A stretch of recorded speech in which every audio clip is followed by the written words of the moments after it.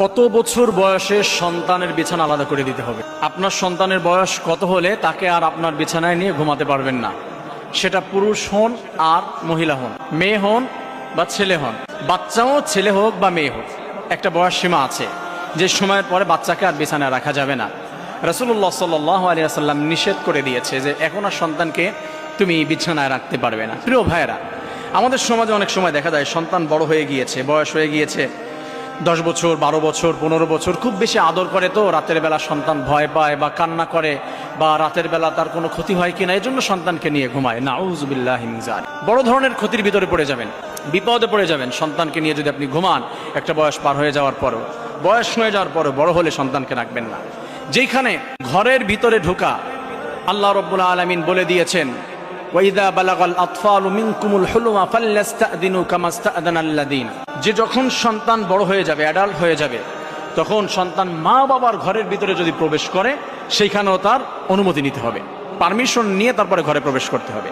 মা বাবার ঘরে প্রবেশের জন্য যদি তার পারমিশন নিতে হয়, তাহলে সেই মা বাবার সাথে কিভাবে সে ঘুমিয়ে থাকে?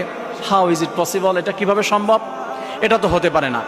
রাসূলুল্লাহ সাল্লাল্লাহু আলাইহি ওয়াসাল্লামকে এক সাহাবী প্রশ্ন করলেন, ইয়া রাসূলুল্লাহ, আমি কি আমার মায়ের ঘরে প্রবেশের জন্য কি অনুমতি নিব?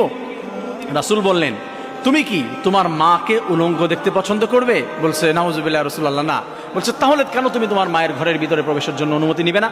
তোমার মা তার পার্সোনাল ঘরের ভিতরে, তার বেডরুমে সে যেভাবে ইচ্ছা সেভাবে থাকতে পারে, সেটা তার পার্সোনাল ব্যাপার। কিন্তু তুমি হঠাৎ করে ঢুকে গেলে তো ক্ষতি হয়ে যাবে, তুমি তাকে দেখে ফেলবে, লজ্জায় ভিতরে পড়ে যাবে। আর রাসূলুল্লাহ সাল্লাল্লাহু আলাইহি ওয়াসাল্লাম আর হাদিসে বলেছেন, আন-নাযিরু ওয়াল মানজুরু কিলাহুমা ফিন-নার, যদি কেউ কারো লজ্জাস্থান দেখে এবং দেখায়, উভয়ই জাহান্নামী। রাতের বেলা আপনি ঘুমাতে গিয়ে আপনার কাপড় উঠে যেতে পারে, আপনার সতর বের হয়ে যেতে পারে, আপনার সন্তান দেখবে, বা বিশেষ মুহূর্তে এক জায়গায় হবেন, আপনার সন্তানকে পাশে রেখেছেন, বড় ধরনের এফেক্ট পড়বে সন্তানের জীবনে, ক্ষতি হয়ে যাবে, সন্তানকে আপনি লাইনে আনতে পারবেন না। আল্লাহর রহমত আপনার ঘর থেকে, আপনার পরিবার থেকে দূর হয়ে যাবে। এই ঘরে রহমত বর্ষিত হবে না, এই ঘরের ভিতরে শান্তি থাকবে না, এই ঘরের ভিতরে অশান্তি চলে আসবে, অভাব ঢুকে যাবে। আমাদের সমাজে অনেক জায়গায় দেখা যায় গার্মেন্টস এরিয়া, ছোট্ট একটা রুম নিয়ে স্বামী স্ত্রী থাকে, ওই রুমের ভিতরে আবার সন্তানদেরকে নিয়ে থাকে, ওই রুমের ভিতরে আবার আত্মীয় স্বজনদেরকে নিয়ে থাকে।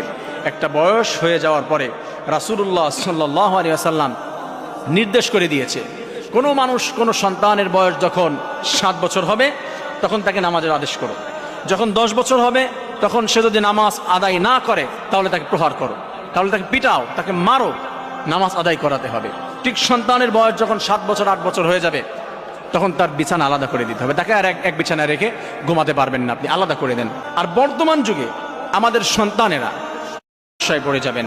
আর যদি আপনি রাসূলের সুন্নাহ অনুযায়ী, হাদিস অনুযায়ী আপনি জীবন পরিচালনা করার চেষ্টা করেন, আপনার ঘরের ভিতরে রহমত, বরকত, ভালোবাসা দিয়ে আল্লাহ তাআলা ভরপুর করে দিবে। প্রিয় ভাইরা, আমরা জানলাম যে কত বছর বয়সে সন্তানের বিছানা আলাদা করে দিতে হবে। আল্লাহ তাআলা আমাদের সবাইকে এই হাদিসের উপরে আমল করার তৌফিক দান করুন। আমিন। আসসালামু আলাইকুম ওয়া রাহমাতুল্লাহ।